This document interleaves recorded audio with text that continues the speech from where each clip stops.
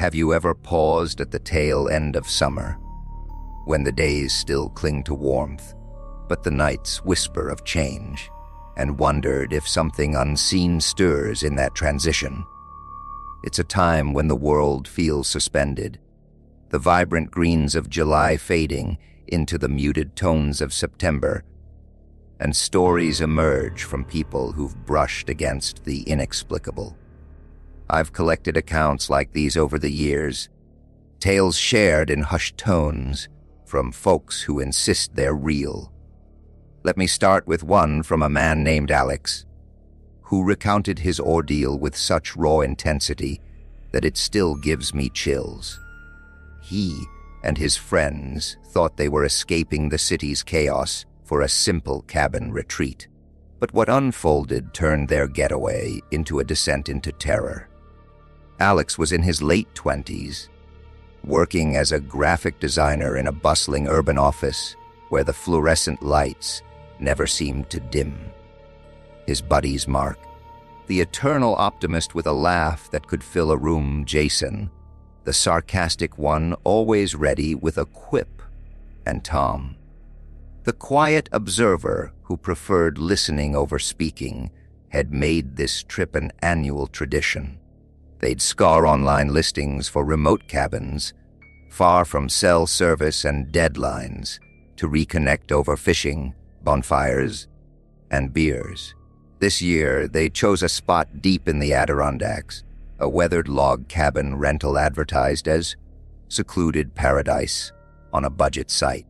The drive up was a ritual in itself, 5 hours north from the city, highways giving way to winding forest roads, the air growing crisper with each mile. They blasted playlists of classic rock Led Zeppelin, the Doors singing off-key and sharing inside jokes about past mishaps, like the time Mark forgot the tent poles on a previous outing. As they pulled up to the cabin, just as the sun dipped behind the pines, casting long shadows across the gravel driveway, Alex felt a subtle shift. The place looked exactly as pictured, a single-story structure with a sagging porch, surrounded by towering evergreens that blocked out the horizon. But there was an odor lingering in the air, faint at first, like overripe fruit mixed with the tang of rust. "Smells like something died out here," Jason joked, wrinkling his nose as they hauled duffel bags and coolers inside. The interior was rustic plank floors, scarred from years of boots, a stone fireplace dominating the living room, and bunk beds in the 2 small bedrooms. They claimed spots, unpacked groceries, and by dusk, had a fire crackling in the outdoor pit.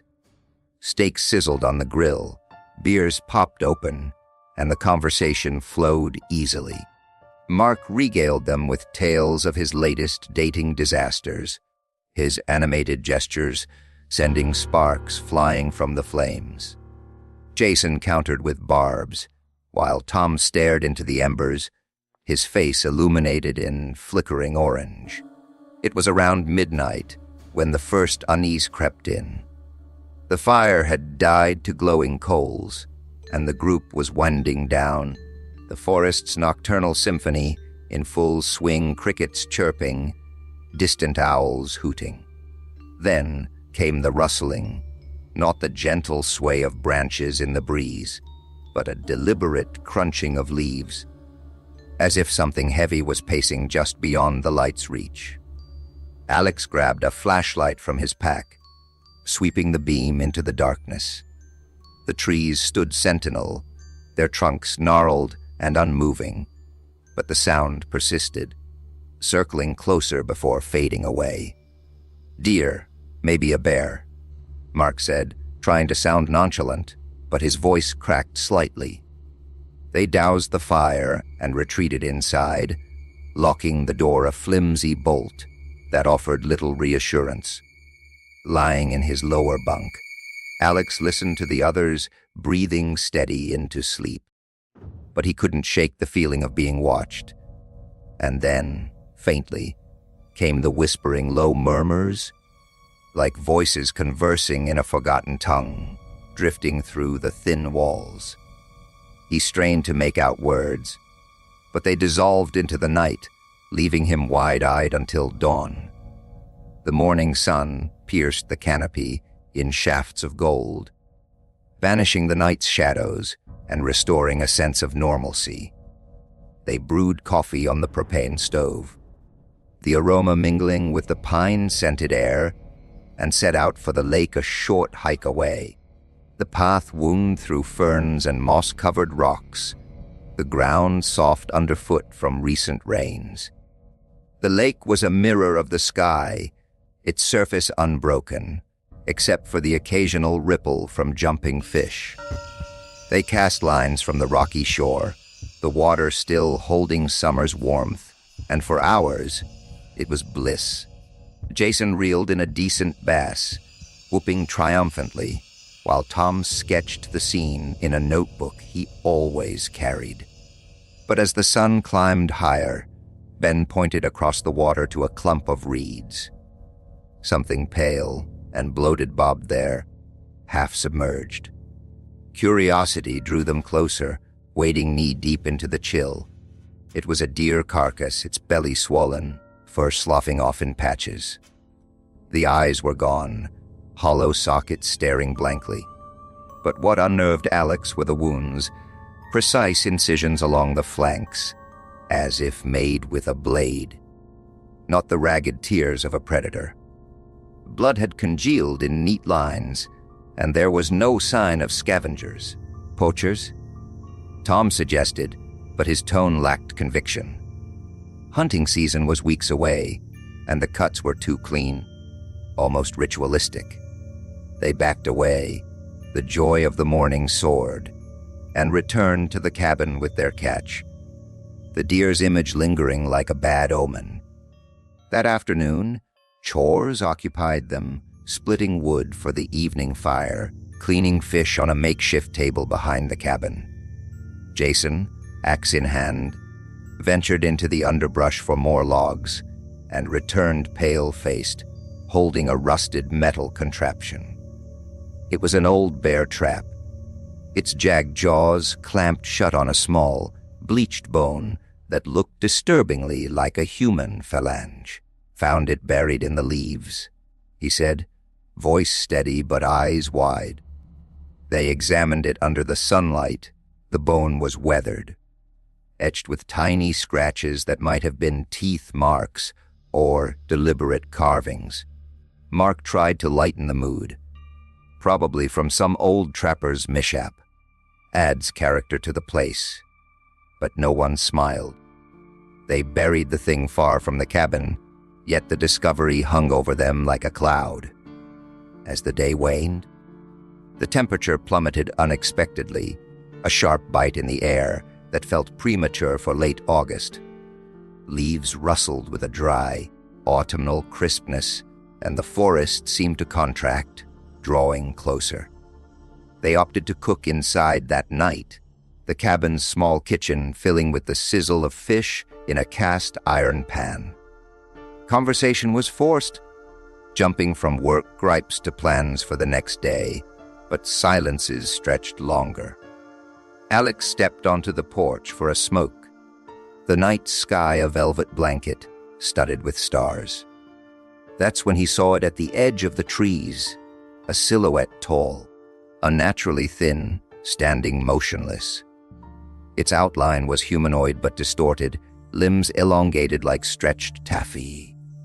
Alex's cigarette fell from his lips as he fumbled for his phone's flashlight. The beam caught nothing but bark and branches. The figure vanished as if it had melted into the shadows. He burst back inside, babbling about what he'd seen. The others grabbed lights and searched, hearts pounding, but found only footprints bare, elongated impressions in the soft earth, leading from the woods to the porch and back, then abruptly stopping mid-stride. "What the hell?" Jason whispered. They barricaded the door with a heavy table, checked windows, and huddled in the living room, weapons improvised from kitchen knives and a fireplace poker. The whispering returned, louder now, seeping through cracks like smoke, words almost discernible. Hunger, wait. Sleep was fitful, fragmented by creaks and imagined footsteps. At first light, they discovered Mark missing. His bunk was empty, sheets rumpled as if he'd been dragged out, his boots still neatly by the door.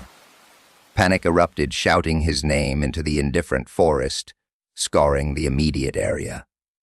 No trace. Phones showed one bar of signal. They called emergency services, but the connection dropped repeatedly. Jason volunteered to drive to the nearest town for help, tires kicking up gravel as he sped off. Alex and Tom plunged into the woods, following faint trails, calling out until their voices hoarsened. Deeper in, where the trees thickened and sunlight barely penetrated, they stumbled upon Mark's jacket, snagged on a thorn bush. It was shredded, stained with dark blood, and beneath it, clawed into the dirt. It waits for the end. The message sent ice through their veins. What? The end of what? They fled back to the cabin, arriving breathless to find the truck returned. Door open, engine ticking as it cooled. Jason was gone, a scrawled note on the dashboard. Don't look, it's hungry. Run. Tom lost it then, grabbing supplies and insisting they hike out immediately. As they stuffed backpacks, the whispering intensified, now inside the cabin, bouncing off walls like an echo chamber. Doors rattled, shadows lengthened unnaturally. They bolted into the forest, the path twisting deceptively, branches snagging clothes like grasping hands. Alex glanced back. The figure was there, closer, its skin pale and bark-like, eyes gleaming with predatory hunger. Tom's foot caught on a root. He fell with a cry, something unseen yanking him into the undergrowth.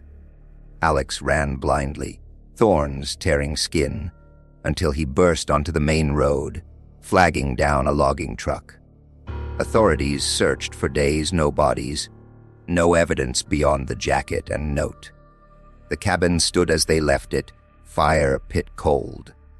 Alex believes it was an ancient entity, roused by summer's wane, craving the vitality that fades with the season. He avoids the woods now, and every late August. The whispers return, faint but insistent, in the city wind. But Alex's tale pales compared to Sarah's, a mother whose family beach vacation morphed into a watery nightmare. Sarah was a schoolteacher, mid-30s, with a warm smile and a knack for organizing perfect outings. Her husband, Mike, an accountant, balanced her spontaneity with practicality, while their kids, Lily, the imaginative 8-year-old with a collection of seashells, and Ben, the adventurous 10-year-old always exploring, completed their tight-knit unit. For Labor Day weekend, they booked a quaint cottage on Cape Cod, right on the dunes, where the Atlantic's rhythm lulled you to sleep. The drive from Boston was filled with excitement. Kids chattering about sandcastles, Mike tuning the radio to beach tunes, Sarah unpacking snacks. They arrived as the afternoon sun baked the sand, the ocean a vast expanse of blue-green, waves rolling in with gentle insistence. Unloading the minivan, they claimed the cottage a cozy 2-bedroom with nautical decor, creaky floorboards, and windows framing the sea. The kids bolted to the beach, toes sinking into warm sand, squealing as foam tickled their feet. Sarah and Mike set up chairs, umbrellas unfurling like sails, coolers stocked with juices and sandwiches. It was picture-perfect laughter echoing over the surf, the scent of sunscreen and salt mingling. As evening approached, the sun painted the sky in hues of crimson and gold, and they gathered driftwood for a bonfire. Marshmallows charred on sticks, gooey centers savored, while Mike spun yarns of pirates and buried treasure to wide-eyed delight. But Ben kept glancing seaward, pointing to flickering lights beneath the waves, distant and erratic. "Like lanterns down there," he said. Sarah squinted nothing but darkening water. Mike dismissed it as reflections from the setting sun or distant boats, but a chill prickled her skin despite the fire's warmth. As the tide receded farther than usual, exposing glistening tide pools and jagged rocks, Lily scampered off to explore. She returned triumphant, a peculiar shell-in-hand spiral-shaped, iridescent with colors shifting like oil on water. When pressed to her ear, it hummed faintly, not the ocean's roar, but a melodic vibration. "It's singing," Lily giggled, tucking it into her pocket. They retired to the cottage, windows open to the breeze, the waves crash a soothing lullaby. Sarah woke abruptly at 2 a.m., a dripping sound echoing through the house plop, plop, like a leaky faucet. She checked the kitchen and bathroom, all dry. Following the noise to the kids' room, she found puddles on the floor, trailing from the window to the beds. Ben and Lily slept soundly, but the shell on the nightstand pulsed with a soft, bioluminescent glow. Heart thudding, Sarah grabbed it and hurled it into the night, watching it arc toward the beach. But as she did, shapes caught her eye in the surf-hunched forms emerging from the waves, dripping, moving with an unnatural gait toward the shore. She slammed the window, bolted the door, and shook Mike awake. He grumbled, peering out to see only empty sand. Dreaming Han. Seals maybe. But the dripping persisted, now from above. Salt water beating on the ceiling beams, trickling down walls. By morning, the house was dry, but webbed handprints marred the glass fingers elongated, tipped with what looked like claws, smeared with kelp. The family brushed it off, attributing it to condensation or pranksters, and headed back to the beach. The water appeared murkier, foam thicker, but the kids splashed in anyway. Sarah watched anxiously as Ben ventured farther, a wave swallowing him briefly. Mike dove in, hauling him back coughing. "Something grabbed me," Ben gasped, ankles rinned with red marks like suction cups. They cut the day short, packing amid growing tension.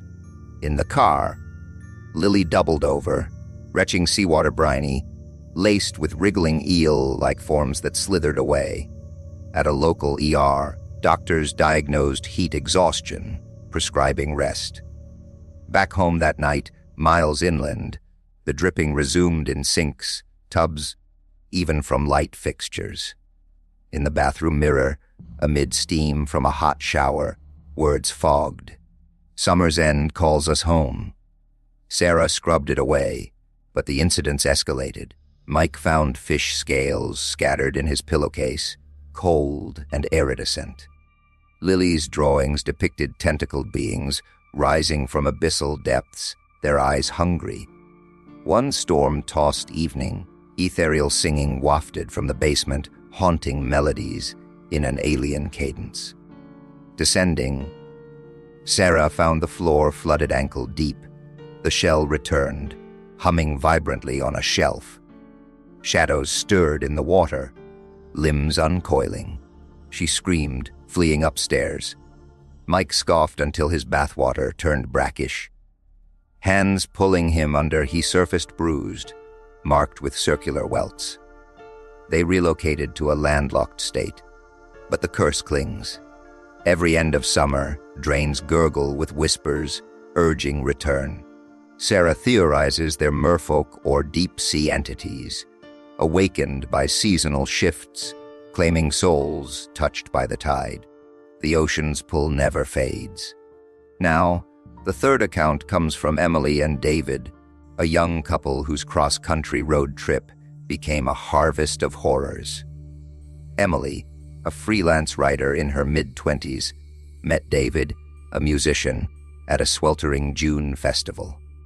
Their romance blossomed quickly, leading to this impulsive adventure, driving from New York to California in David's vintage convertible, chasing sunsets and freedom before jobs beckoned. Late August found them on Midwestern backroads, cornfields stretching endlessly under a vast sky, the air heavy with the scent of ripening grain. They stopped at roadside stands for fresh produce, diners for greasy burgers, motels with neon signs flickering like fireflies. Nights were passionate, days filled with laughter and discovery. One golden twilight, amid flatlands where the horizon blurred into infinity, they spotted a hitchhiker at a lonely crossroads, an elderly man in a faded coat, thumb extended. His face was weathered, eyes deep-set like wells. Against better judgment, they pulled over. "Name's Elias," he rasped, climbing in with a grunt. His odor was loamy, like fresh-turned earth. As they drove, he spun tales of rural lore. Summer's end is harvest time, when the land takes its due. The veil thins, and old debts come calling. His words were cryptic, laced with warnings about reapers, who collect more than crops. They dropped him at a dilapidated farmhouse, its paint peeling, windows dark. Glancing back, David swore the place looked abandoned, boards over doors. That night, in a dingy motel, dreams assailed them, fields undulating like living flesh, stalks reaching with thorny fingers. Emily awoke with soil caked under her nails, as if she'd clawed the earth. Shaken, they continued west, but anomalies mounted. The radio hissed static, voices murmuring beneath fragments like harvest, end, feed. Billboards, once advertising mundane products, now bore eerie messages. The last reaping approaches, illustrated with shadowy figures wielding scythes. In a small town, locals eyed them warily, muttering about enders who wander at season's turn.